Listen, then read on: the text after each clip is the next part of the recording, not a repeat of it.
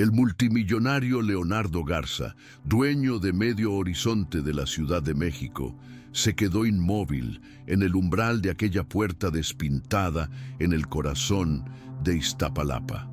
Había llegado hasta allí con el único propósito de aniquilar el último vestigio de orgullo de la mujer que se había atrevido a desafiarlo, su empleada de limpieza. Pero no fue el rostro de ella lo que lo recibió. Fueron los ojos de 3 niños, unos ojos inmensos y cargados de un pavor tan puro que lo desarmaron por completo, mirándolo como si él fuera la encarnación misma del fin de su mundo.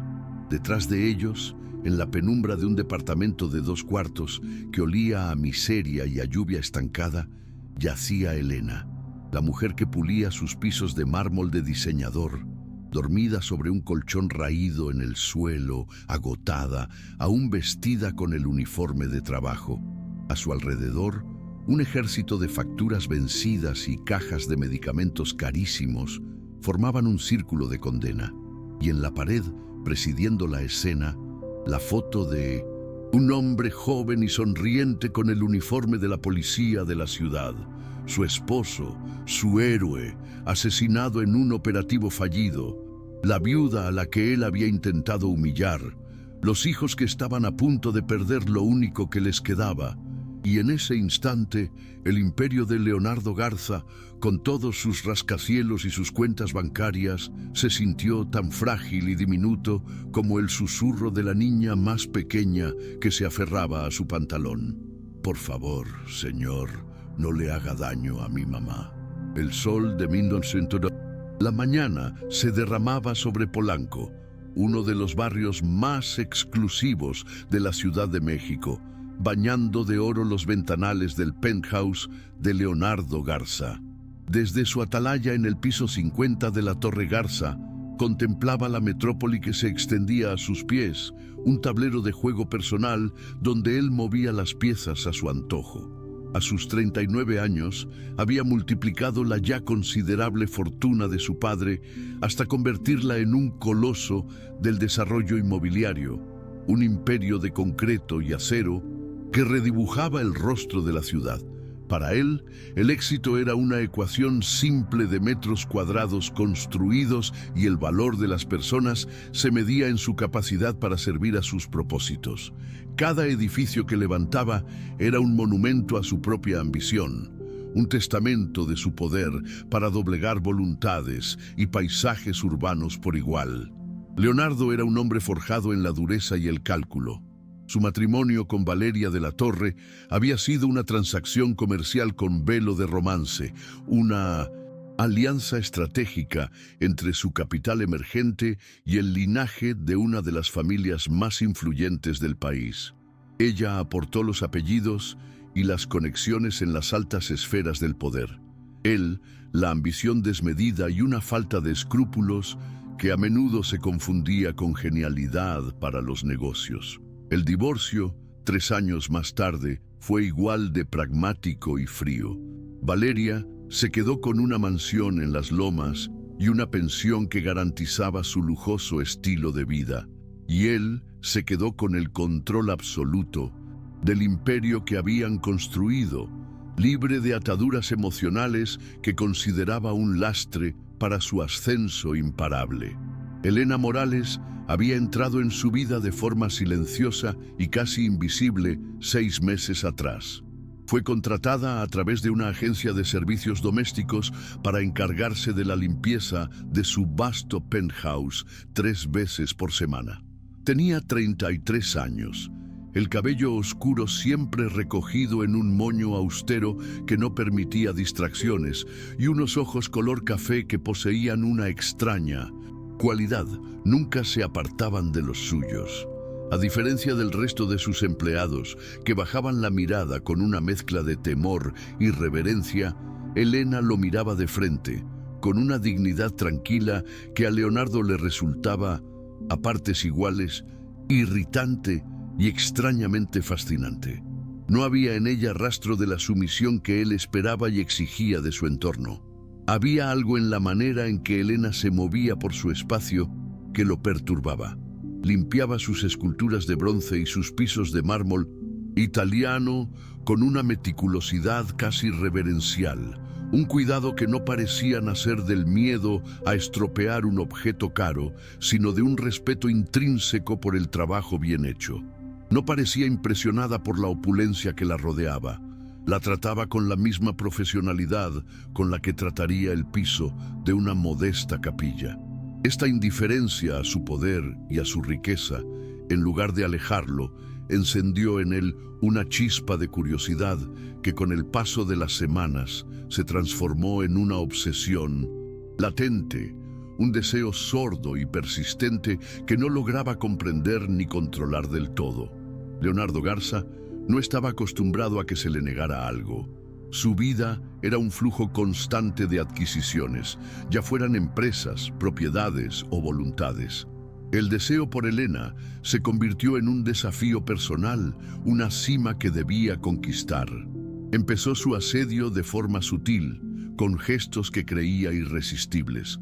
Dejaba olvidados en la encimera de la cocina costosos relojes o joyas, esperando una reacción de asombro que nunca llegó. Sus cumplidos pasaron de ser comentarios casuales sobre su eficiencia a ser halagos cada vez más directos y personales sobre su apariencia, buscando una grieta en su armadura de profesionalismo.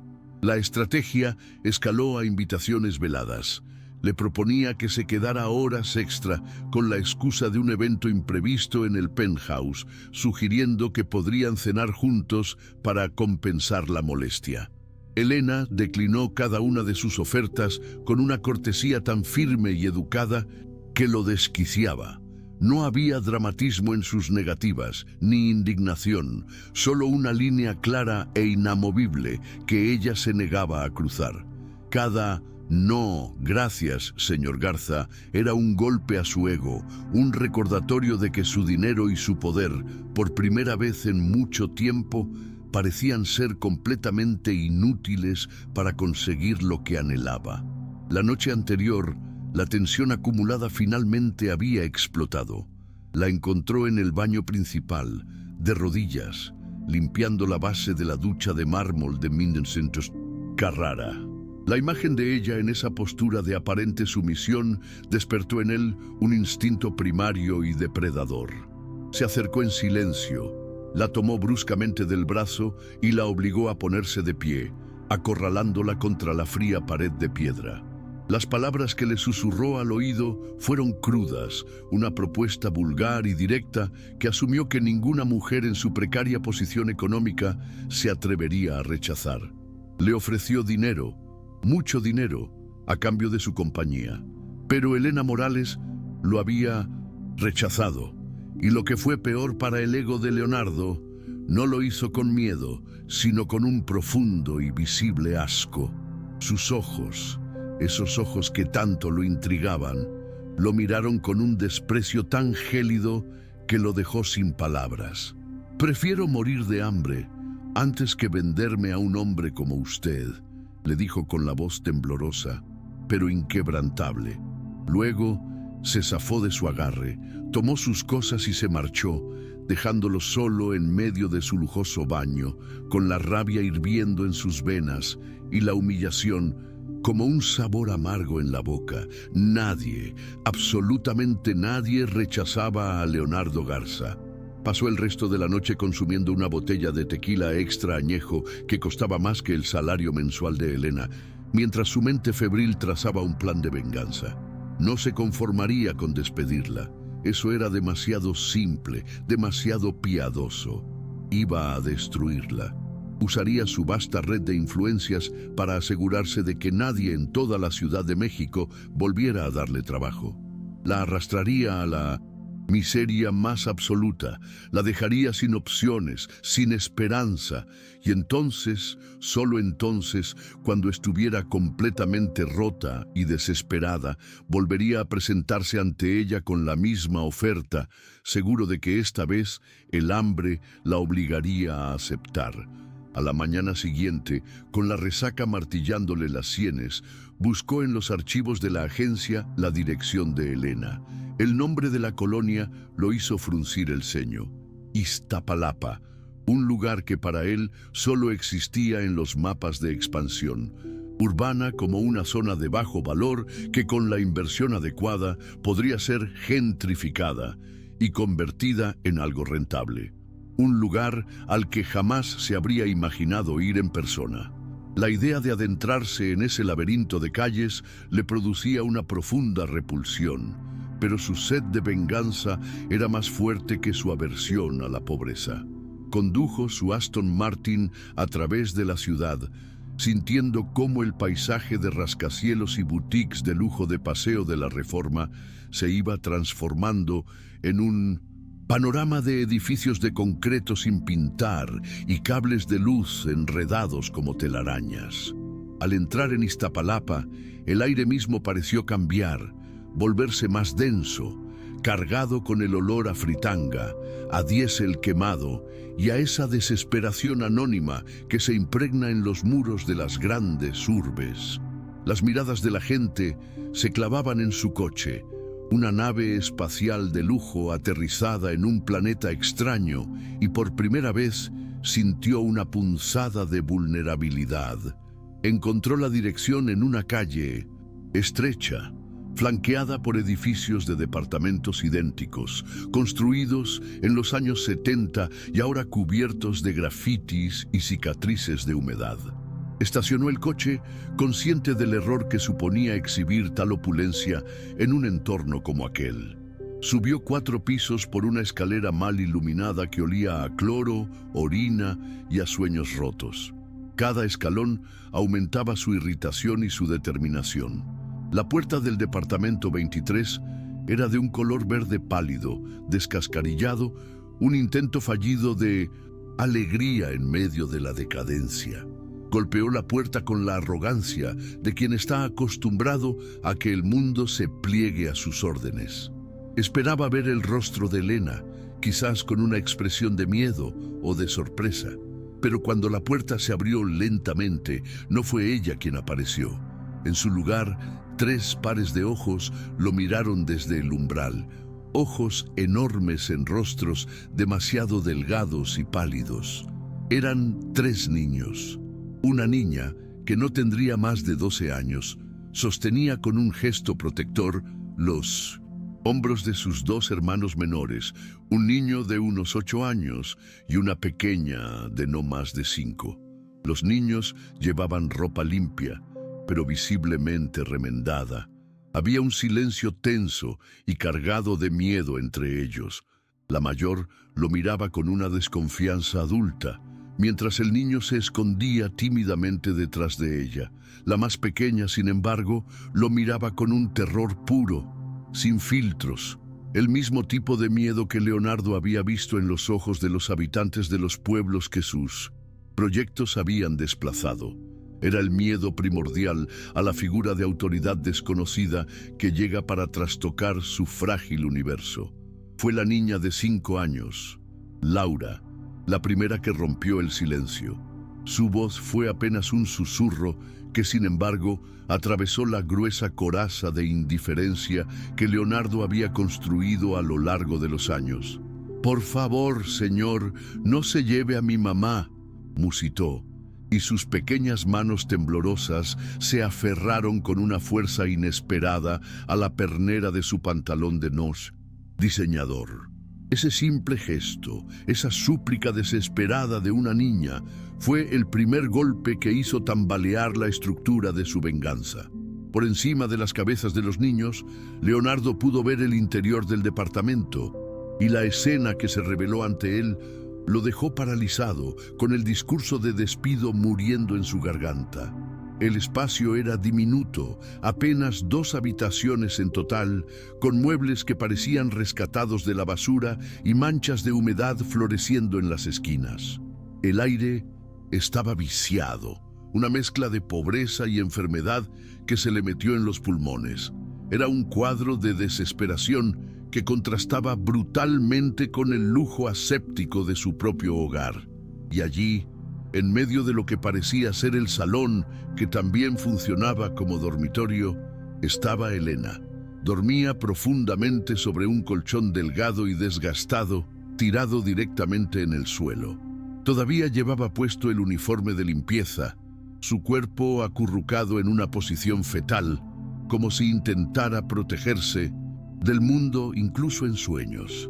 Su rostro, que él siempre había visto sereno y controlado, estaba ahora marcado por un agotamiento que iba mucho más allá del simple cansancio físico. Era el agotamiento del alma.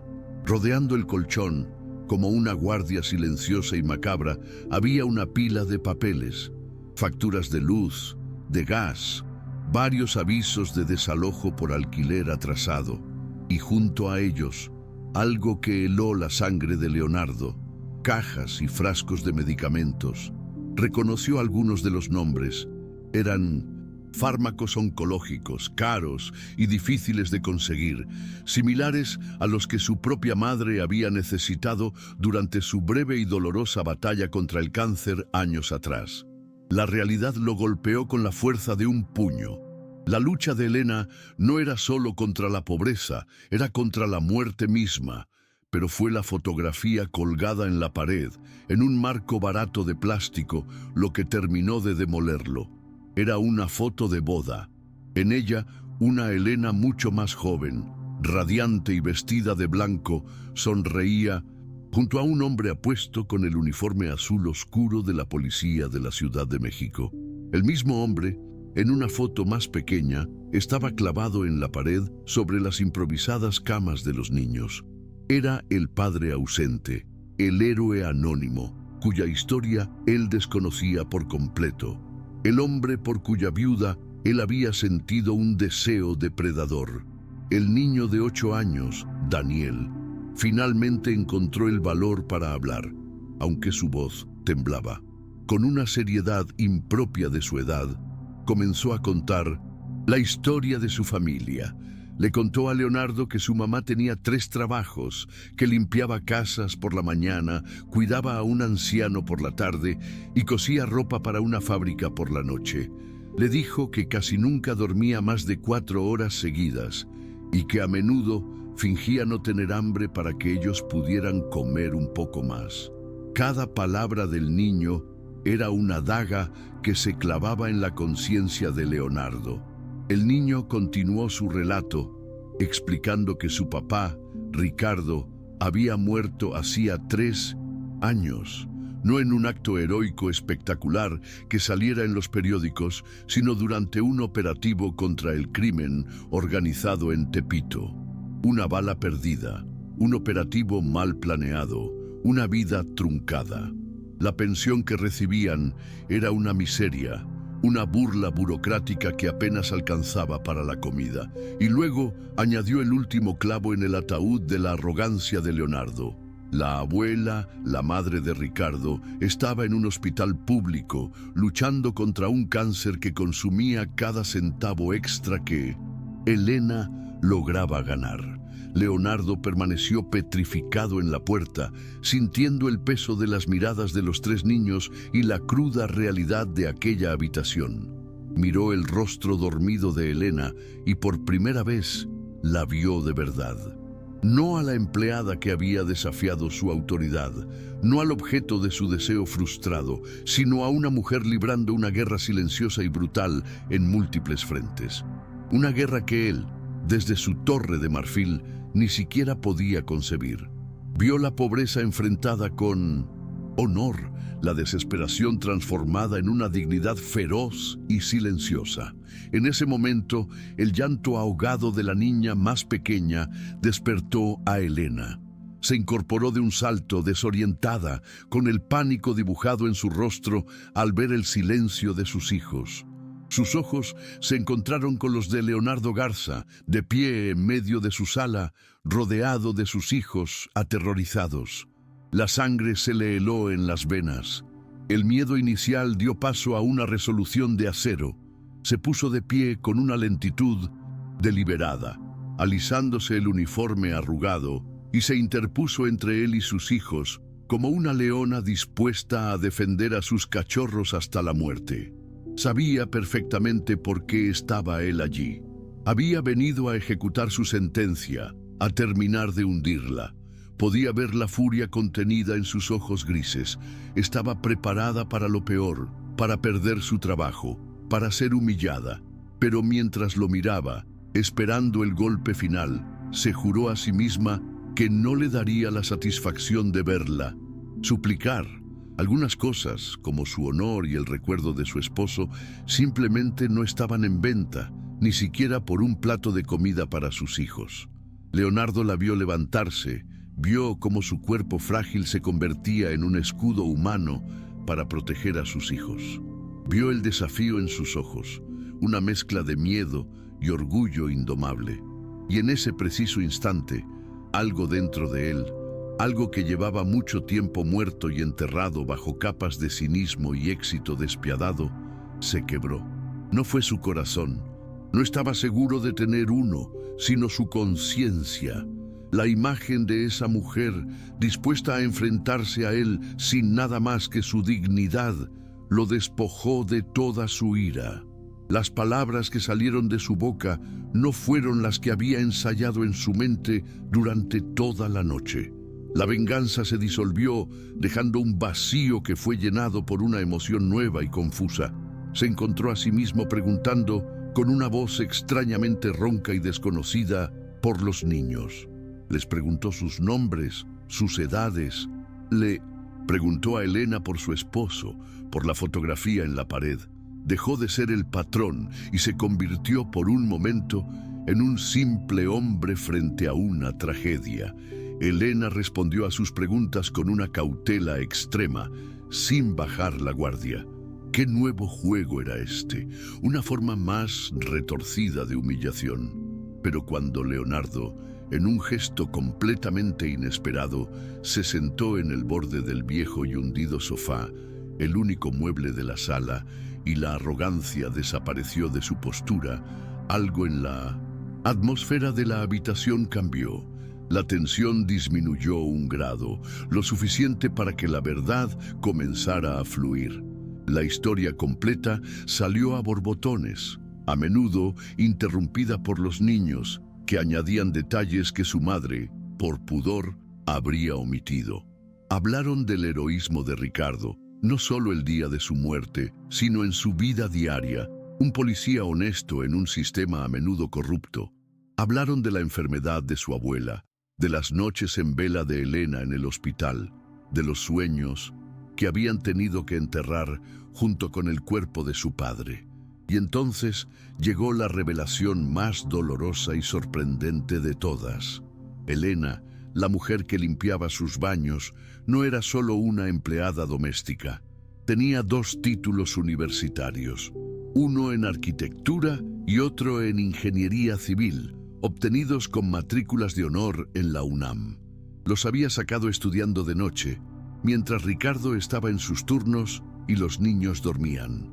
Su proyecto de tesis, que aún guardaba en una caja bajo la cama, era un innovador diseño de viviendas sociales, sostenibles y de bajo costo.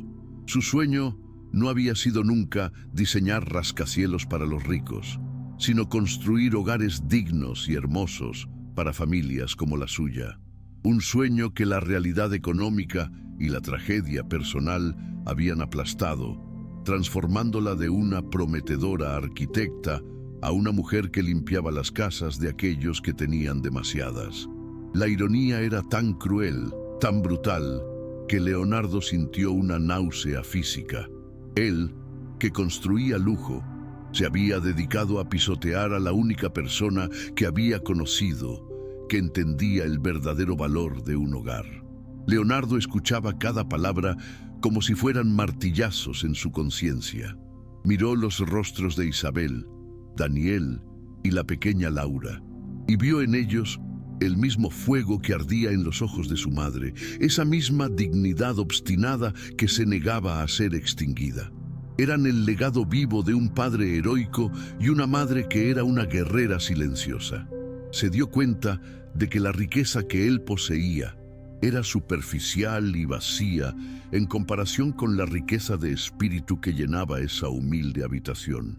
Cuando Elena terminó de hablar, un silencio denso y pesado se instaló en el pequeño departamento.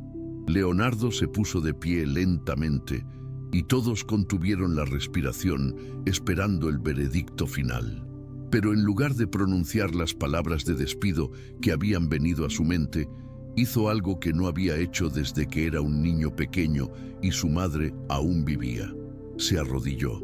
Se arrodilló en el suelo polvoriento, frente a Elena y sus hijos. «Perdóneme», dijo, y su voz se quebró. «Perdóneme, Elena». No solo se disculpó por su comportamiento de la noche anterior, por su propuesta indecente y su arrogancia. Le pidió perdón por ser el tipo de hombre que creía que todo y todos tenían un precio, por su ceguera, por su falta de humanidad. Le dijo que había venido a destruirla, pero que en lugar de eso, se había encontrado a sí mismo. Y luego, mirándola a los ojos, le hizo una oferta que cambiaría sus vidas para siempre. Le dijo que no quería que volviera a limpiar sus pisos, quería que los diseñara. Le habló de una idea que se estaba formando en su mente con una claridad febril: crear una nueva división dentro de Garza Construcciones. Una división dedicada exclusivamente a la construcción de viviendas sociales de alta calidad, dignas, sostenibles y asequibles. Un modelo de negocio que demostrara que se podía tener un impacto social positivo sin renunciar a la rentabilidad. Y quería que ella, Elena Morales, la dirigiera. La mañana siguiente, el aire en la oficina de Leonardo, en la cima de la Torre Garza, era eléctrico. Elena llegó puntualmente, vistiendo el único traje sastre que poseía, uno oscuro que había comprado para el funeral de Ricardo. Se sentía fuera de lugar, observada por las miradas curiosas y despectivas del personal de alto nivel.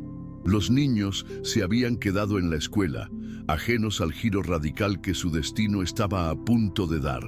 El contraste entre su humilde departamento y este santuario del poder corporativo era abrumador. Leonardo no la recibió sentado detrás de su imponente escritorio de caoba.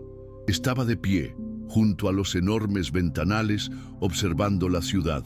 Cuando se volvió para recibirla, Elena notó un cambio en él. La mirada depredadora había sido reemplazada por una expresión pensativa, casi vulnerable. La sonrisa arrogante había desaparecido, dejando lugar a una incertidumbre que lo hacía parecer más humano.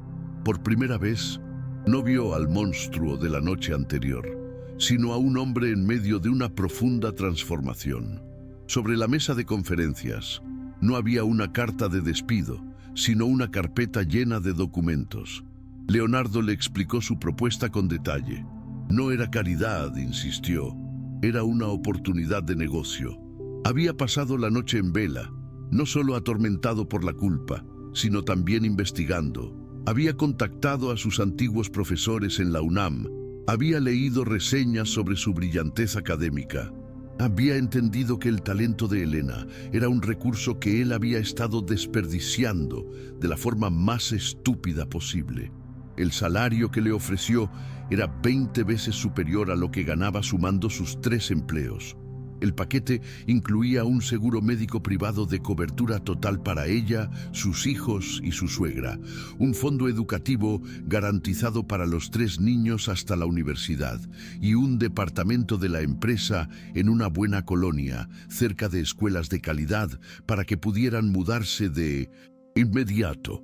Elena lo miraba como si estuviera loco, buscando la trampa, la cláusula oculta, el precio que sin duda tendría que pagar más adelante. Leonardo pareció leer su mente. Empujó los contratos hacia ella. Léalos. Llévelos a un abogado si quiere. No hay nada oculto. La única condición es que empiece de inmediato. Hemos perdido demasiado tiempo. La primera reacción de Elena fue un rotundo no. Su orgullo, su desconfianza hacia ese mundo y hacia ese hombre gritaba más fuerte que su necesidad.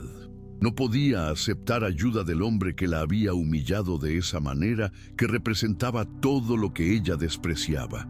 Pero entonces la imagen de sus hijos volvió a su mente.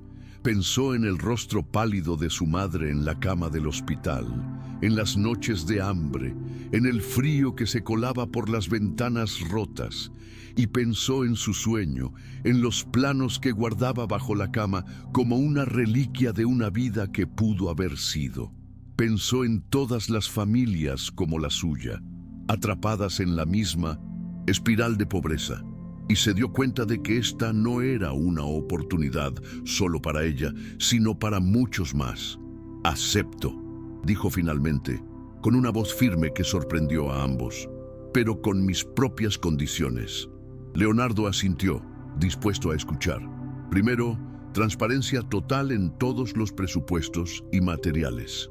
Segundo, no se escatimará en la calidad de la construcción. Y tercero, las viviendas serán asignadas a las familias que realmente las necesiten, basándose en estudios socioeconómicos rigurosos, no en amiguismos ni en quien pueda pagar un soborno. Leonardo aceptó cada una de sus condiciones sin dudarlo. Cuando estrecharon la mano para sellar el acuerdo, ambos sintieron una extraña corriente eléctrica. No era solo la firma de un contrato laboral, era el comienzo de algo mucho más grande, una alianza improbable entre dos mundos opuestos, una pequeña revolución personal que prometía tener consecuencias inimaginables. Elena salió de esa oficina no como una empleada, sino como una líder, con el peso y la esperanza de su comunidad sobre sus hombros. Los primeros meses fueron un auténtico infierno. El mundo de la construcción en México, un sector dominado por hombres de negocios rudos y políticos corruptos, no estaba preparado para Elena Morales. La noticia de su nombramiento corrió como la pólvora. Para los socios de Leonardo era un escándalo, una locura inexplicable. Para sus competidores era el chiste del año. La prensa amarillista, probablemente alimentada por filtraciones interesadas, la pintó como una arribista, la amante de Iztapalapa, que había seducido al magnate para escalar posiciones. Valeria, la exesposa de Leonardo, se unió al coro de detractores. Desde su pedestal de socialité, concedió entrevistas en las que se burlaba de la ingenuidad de su exmarido y de la evidente falta de escrúpulos de esa mujer. Cada artículo, cada rumor, era una nueva puñalada para Elena, pero ella había sobrevivido a la pérdida de Mintus, su esposo, a la pobreza extrema y a la enfermedad de su suegra. Los ataques de un puñado de millonarios aburridos y periodistas sin ética no iban a doblegarla. Elena se enfrentó a la hostilidad con las únicas armas que poseía, una competencia técnica impecable y una determinación de hierro. En las juntas de consejo, donde la miraban con una mezcla de condescendencia y desprecio, respondía a las preguntas con datos, cifras y un conocimiento profundo de ingeniería y urbanismo que dejaba a sus interlocutores sin palabras. Sus propuestas para el primer proyecto eran innovadoras, eficientes y, sobre todo, profundamente humanas. Poco a poco, el respeto comenzó a reemplazar a la burla. El primer proyecto piloto se ubicó en Nezahualcóyotl, un municipio vecino a la Ciudad de México, conocido por su densidad poblacional y sus carencias urbanas. Se trataba de un complejo de 150 viviendas de interés social. Sobre el papel, era un proyecto modesto, pero para Elena y Leonardo era el campo de batalla donde se jugaban el todo por el todo. Los competidores de Garza Construcciones intentaron sabotear el proyecto desde el principio, presionando a proveedores y creando obstáculos burocráticos. Pero Elena demostró ser una estratega brillante.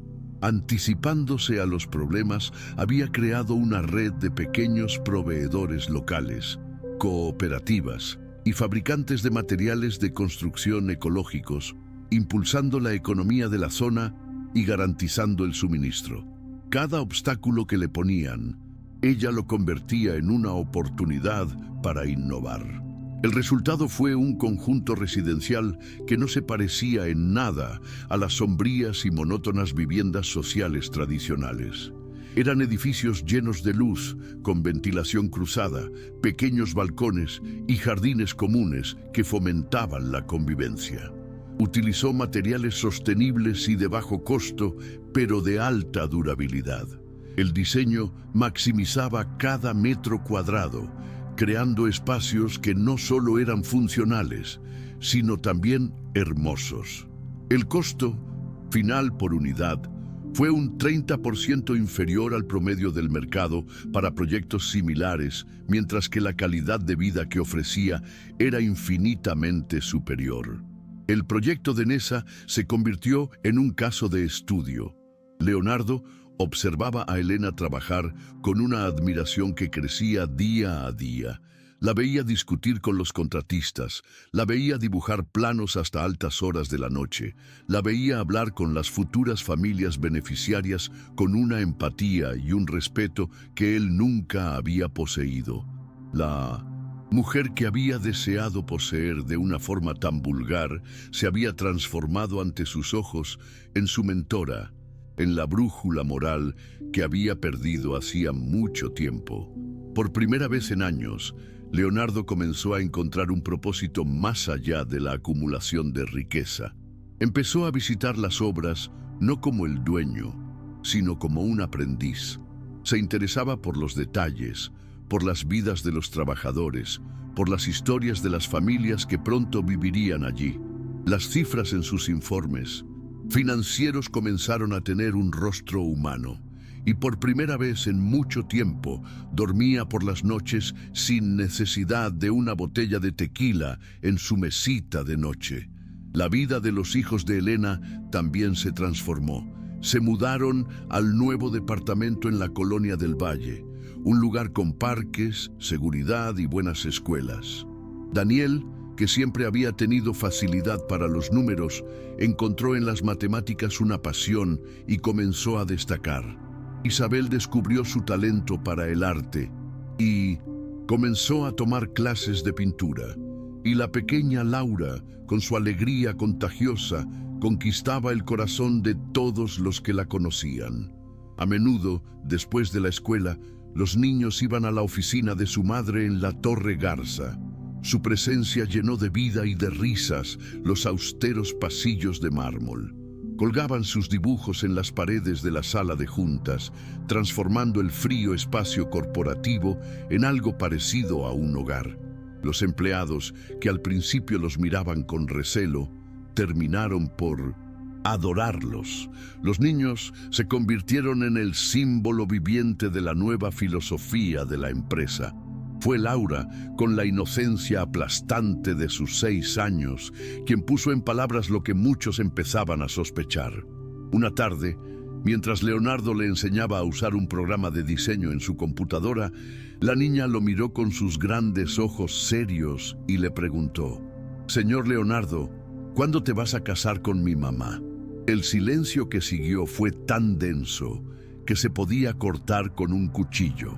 Elena se sonrojó hasta la raíz del pelo y Leonardo tosió, completamente avergonzado.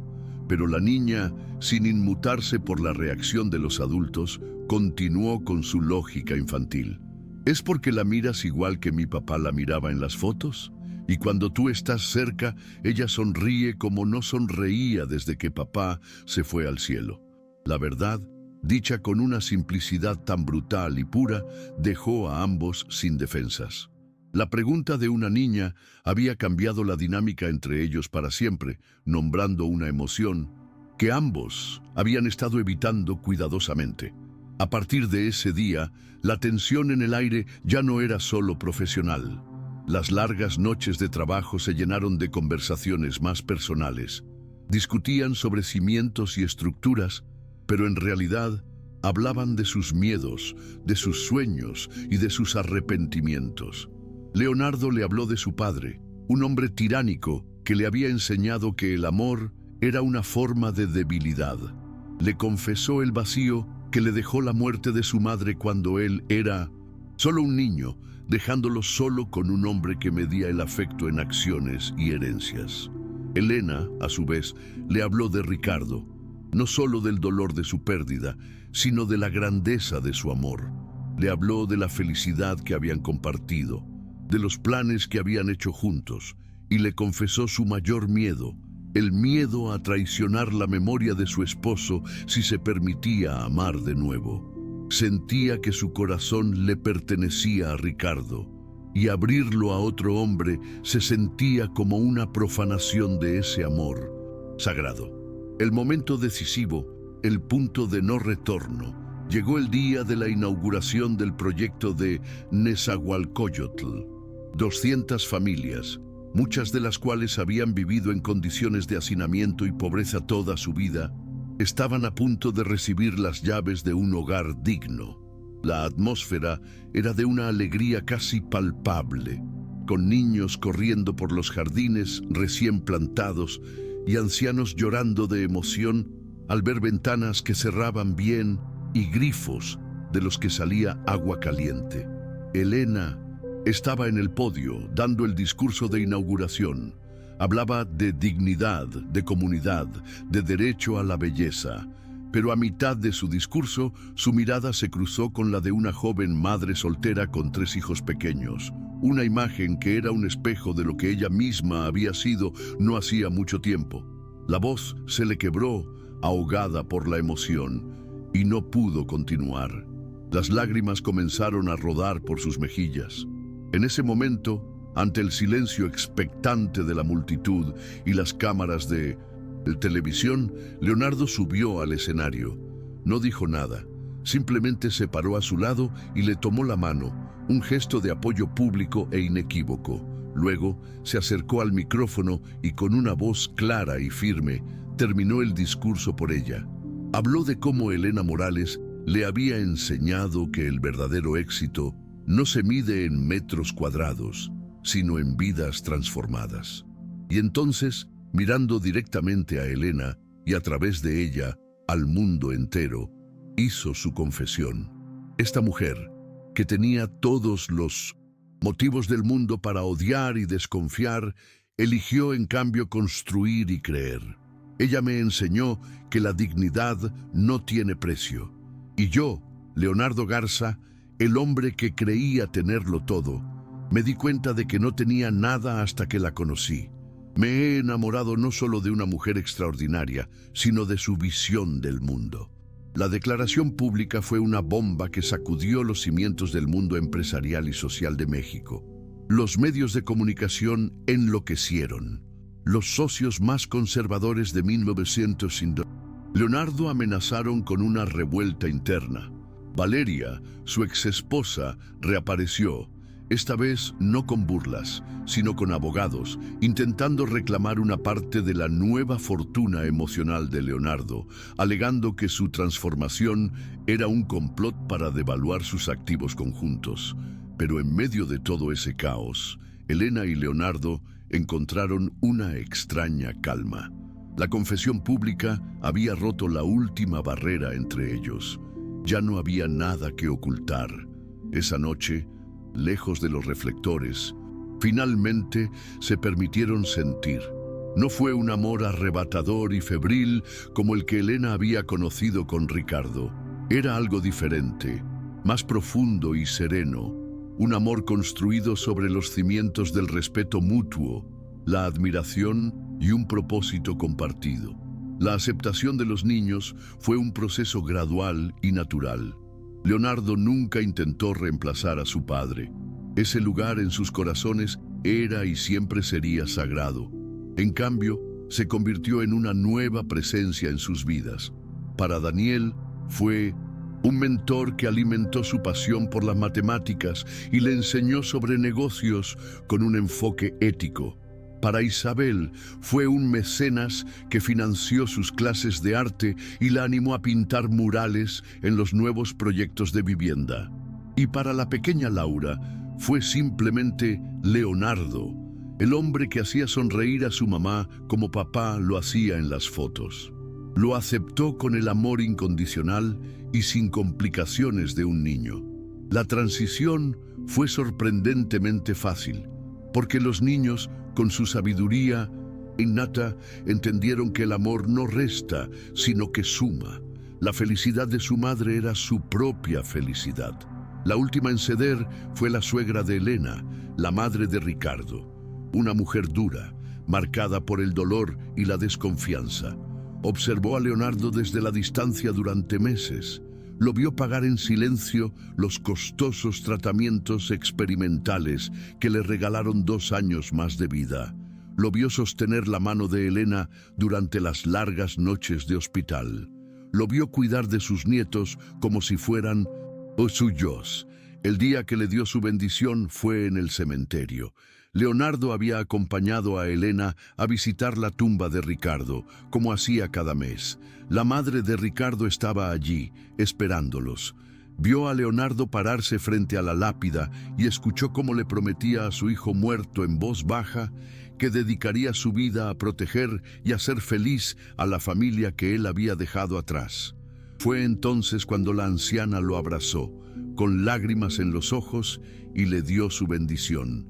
La boda se celebró 2 años después de aquella primera visita a Iztapalapa. Fue una ceremonia sencilla, casi secreta, en la capilla de la comunidad que habían construido en Nezahualcóyotl. No hubo celebridades, ni políticos, ni prensa. Los únicos invitados eran las familias que vivían en las casas diseñadas por Elena, los trabajadores que las habían construido y el círculo más íntimo de sus nuevas vidas.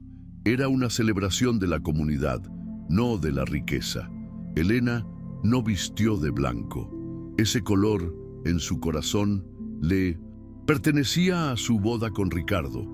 Eligió un vestido azul sereno, del color del cielo de la Ciudad de México, en un día despejado. Sus 3 hijos la acompañaron al altar, no para entregarla, sino para caminar a su lado como un frente unido, para recibir a Leonardo en su familia. Daniel leyó una carta que le había escrito a su padre en el cielo, explicándole por qué estaba bien que mamá volviera a amar. Isabel, con su voz de adolescente que empezaba a encontrar su propia fuerza, cantó una canción que había compuesto, una balada sobre las familias que se eligen y se construyen, no solo las que se heredan por sangre. Y Laura, la pequeña catalizadora de toda su historia, fue la encargada de llevar los anillos con una seriedad y una alegría que contagiaron a todos los presentes. Fue un momento de pura y sanadora emoción. Sorprendentemente, Valeria apareció en la modesta recepción que se celebró después. Nadie la había invitado, pero nadie la echó. Se acercó a Elena y todos esperaban una escena de confrontación, pero la arrogancia habitual de Valeria había sido reemplazada por una extraña melancolía. «Has hecho de él el hombre que yo nunca pude ser», le dijo en voz baja. «Quizás porque tú miraste más allá de su cuenta bancaria. Cuídalo. Debajo de toda esa dureza es más frágil de lo que aparenta». Y sin más, se dio la vuelta y se fue. Pero la verdadera sorpresa de la noche vino de Iztapalapa. Los antiguos vecinos de Elena, la gente que la había visto luchar y sobrevivir cada día, se habían organizado. Hicieron una colecta, no de dinero. Sabían que ya no lo necesitaba, sino de algo infinitamente más valioso. Le entregaron un álbum hecho a mano, lleno de fotografías y cartas. Eran historias, memorias de todas las veces que Elena los había ayudado cuando ella misma no tenía casi nada. Estaba la carta de la señora Elvira, a quien Elena le había llevado la compra durante meses cuando se rompió la cadera. La nota del joven Omar, a quien le había dado clases de regularización de matemáticas gratis para que no abandonara la secundaria. El testimonio de una familia de inmigrantes a quienes les había regalado la ropa que se les quedaba pequeña a sus hijos. Eran historias de una riqueza silenciosa, una que no cotiza en la bolsa y que hicieron llorar a Leonardo al darse cuenta del verdadero tesoro que había encontrado. 5 años después, la oficina de Elena en la planta noble de la Torre Garza era irreconocible. Donde antes había mármol frío y arte abstracto carísimo. Ahora había murales pintados por Isabel, maquetas de futuros proyectos comunitarios y paredes cubiertas de fotos de familias sonrientes en sus nuevos hogares. El imponente escritorio de caoba había sido reemplazado por una enorme mesa de trabajo comunal, siempre cubierta de planos, lápices de colores y tazas de café a medio tomar. Leonardo entró en la oficina con una niña de 2 años en brazos. Tenía los ojos grises de su padre y la mirada determinada de su madre, una combinación que prometía futuros dolores de cabeza y grandes logros. La llamaron Leticia, en honor a la abuela que no llegó a conocerla, pero cuya historia de lucha y amor era una leyenda familiar. La llegada de la pequeña había terminado de sellar su unión, uniendo el pasado y el futuro en un presente vibrante. Los hijos de Elena habían crecido. Daniel, con 17 años, ya era becario en el departamento financiero de la empresa, pero con sus propias y revolucionarias ideas sobre cómo combinar el beneficio económico con el propósito social. Isabel, a punto de entrar en la Escuela de Bellas Artes, se había convertido en una muralista reconocida, transformando los muros grises de los nuevos proyectos en explosiones de color y esperanza. Y Laura, con 10 años, había heredado la asombrosa capacidad de su madre para ver el alma de las personas y la habilidad de Leonardo para conseguir exactamente lo que quería, una combinación peligrosamente carismática en una preadolescente. Era la líder indiscutible de su grupo de amigos y ya organizaba pequeñas campañas de reciclaje y ayuda comunitaria en su colonia, demostrando que la semilla del cambio había germinado con fuerza en la nueva generación. En ese momento, Elena estaba presentando ante el Consejo de Administración el proyecto más ambicioso hasta la fecha: la regeneración de un barrio entero en una zona rural de Oaxaca, uno de los estados más pobres de México. Los números, meticulosamente preparados por Daniel, demostraban que el proyecto era viable e incluso rentable a largo plazo. Pero más allá de los números, el proyecto era sobre todo necesario. Mientras hablaba, Leonardo la miraba, no a la arquitecta estrella, sino a la mujer que le había salvado la vida. Le había enseñado que la verdadera riqueza no se mide en ceros en una cuenta bancaria, sino en vidas tocadas, en dignidad restaurada, en esperanza plantada en terrenos que todos los demás habían considerado estériles. Le había demostrado que el poder no residía en la capacidad de destruir, sino en la voluntad de construir, y que el amor verdadero no era una transacción, sino una entrega diaria, ladrillo a ladrillo, como las casas que ella diseñaba para quienes nunca se habían atrevido a soñar con una.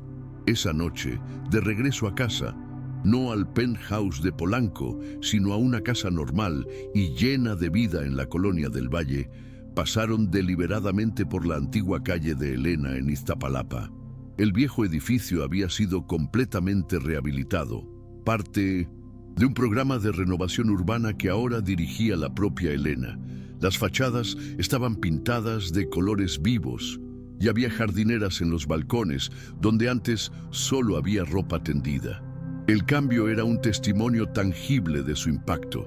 El antiguo departamento de Elena, el número 23, se había conservado intacto por decisión de la comunidad. Lo habían transformado en un pequeño centro comunitario y biblioteca para los niños del edificio, un museo vivo de la resiliencia. En la puerta verde, ahora recién pintada, una pequeña placa de bronce rezaba: "Aquí vivió Elena Morales. Nos enseñó que un hogar es el principio de la dignidad". Pero para Leonardo, la verdadera lección era mucho más profunda y personal. Esa puerta despintada le había enseñado que a veces es necesario descender a los infiernos personales para poder comprender el verdadero significado del paraíso. Comprendió que una vida de riqueza sin propósito es la forma más miserable de la pobreza, una jaula dorada, y que el amor, el de verdad, no se compra, no se exige ni se toma por la fuerza. Se gana, se construye y se cuida cada día, con la paciencia de un artesano y la devoción de un creyente. La pequeña Leticia, desde su silla de coche, señaló hacia el edificio y pronunció una de sus primeras frases completas: «Casa, mamá». Y en el fondo tenía toda la razón. Esa no era solo la casa donde Elena había sobrevivido. Era la casa donde Leonardo, el multimillonario depredador, había aprendido a vivir de verdad. Era el lugar de su nacimiento, el punto cero de su redención. El círculo finalmente se había cerrado. El hombre que había ido a casa de su empleada para aniquilarla había encontrado en su lugar su propia salvación, y la mujer que había temido perderlo todo no solo había ganado seguridad y una nueva vida, sino que había ganado el poder de cambiar el mundo, un ladrillo, un hogar, una comunidad a la vez. Mientras se alejaban, el atardecer pintaba el cielo de la Ciudad de México, una ciudad que no era consciente de que su transformación más importante había comenzado en un humilde piso de 2 cuartos en Iztapalapa. Había comenzado el día en que una mujer valiente eligió la dignidad por encima de la supervivencia. Y el día en que un hombre poderoso, por primera vez en su vida, eligió la humanidad por encima del beneficio.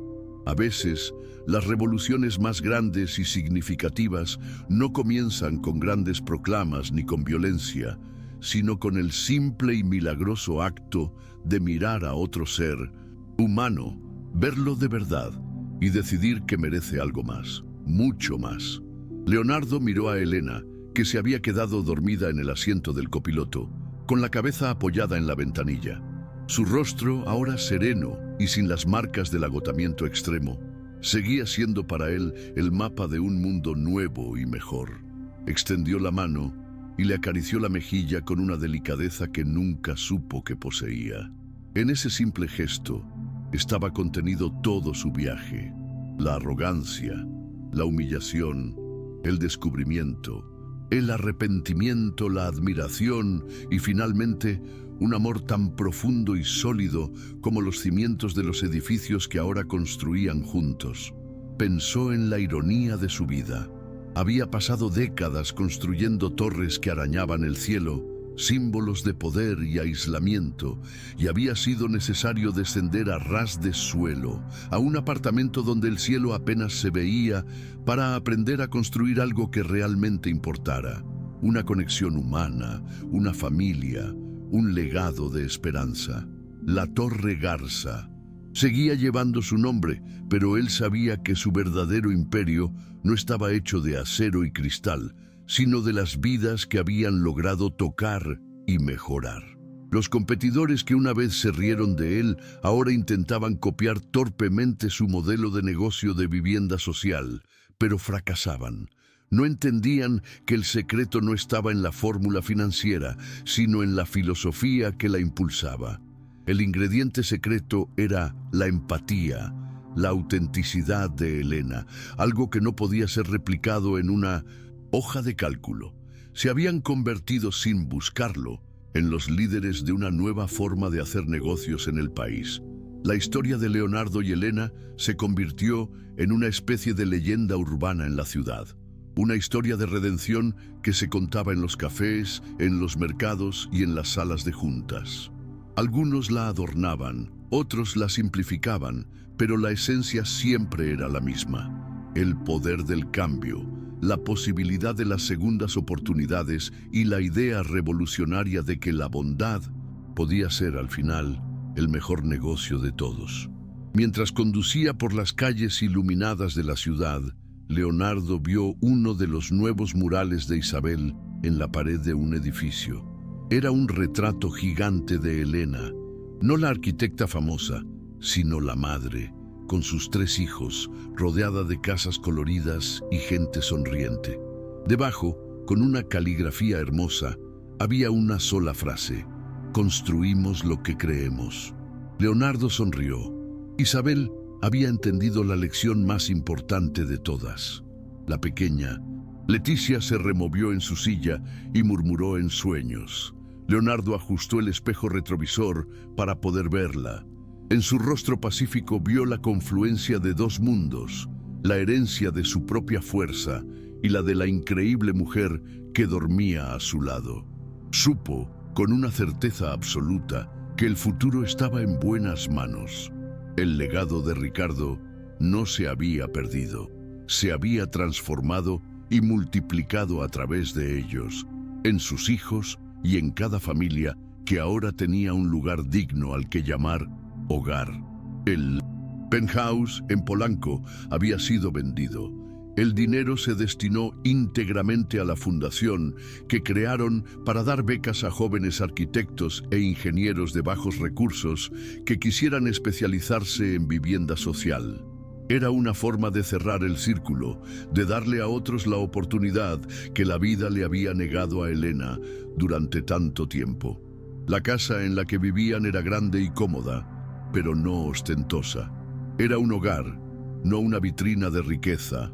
A veces, en las noches tranquilas, cuando todos dormían, Leonardo sacaba la vieja caja de cartón donde Elena guardaba su tesis original.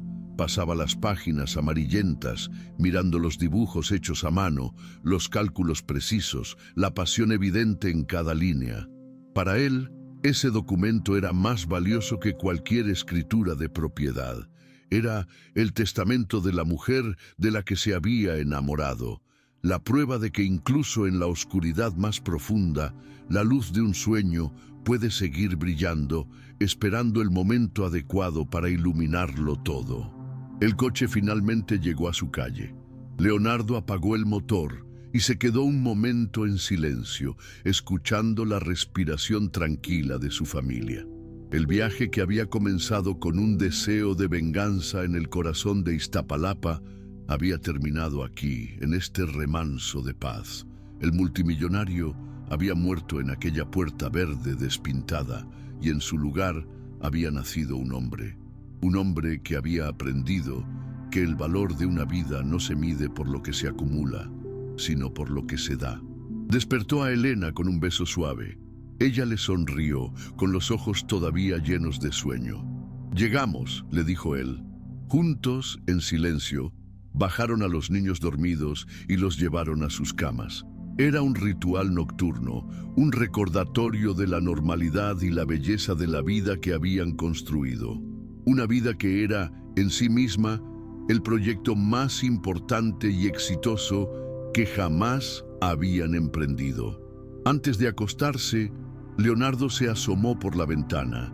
La ciudad se extendía ante él, un mar de luces parpadeantes.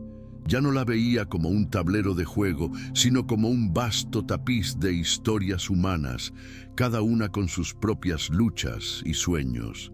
Y se sintió inmensamente afortunado de poder ser, gracias a Elena, un hilo de esperanza en ese complejo y hermoso tejido. El recuerdo de los ojos aterrorizados de los niños en aquel umbral nunca lo abandonaría. Se había convertido en su ancla, su recordatorio constante de dónde venía y de lo que realmente importaba. Era la imagen que lo mantenía humilde, la que lo impulsaba a ser un mejor hombre cada día. Aquella visita a Iztapalapa no le había cambiado la vida para siempre, le había dado una vida de verdad. Elena se acercó por detrás y lo abrazó por la cintura, apoyando la cabeza en su espalda. «Gracias», le susurró ella. Leonardo se dio la vuelta y la miró, confundido. «¿Por qué?» «Por verme», respondió ella. «Aquel día, cuando todos solo veían a una empleada de limpieza, tú me viste». Leonardo negó con la cabeza.